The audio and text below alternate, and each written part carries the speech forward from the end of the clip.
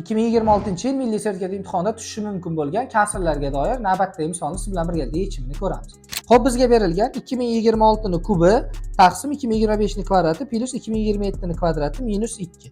Biz bu yerda 2026 ni a deb belgilab olamiz. Demak, yuqorida a ni kubi taqsim bilamizki 2026 a bo'ladigan bo'lsa 2025 a minus 1 bo'ladi. A minus 1 ning kvadrati plus a plus 1 ning kvadrati. A plus 1imiz bu 2027 minus 2.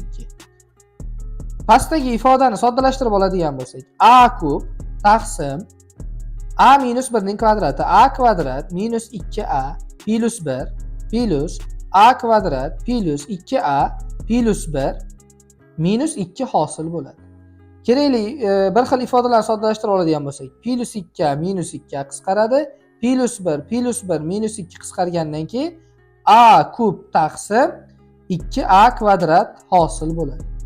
Surat bilan maxrajni soddalashtirib qisqartirib oladigan bo'lsak, yuqorida a qoladi taqsim 2. Biz boshida a ni 2026 qilib belgilab olgandik. A ni o'rniga 2026 ni qo'yadigan bo'lsak, 2026 taqsim 2. Ya'ni 1013 ga teng bo'ladi. Bu misol yechimini aniq o'rganing. Fevral oyida milliy sertifikat imtihonida tushishi mumkin.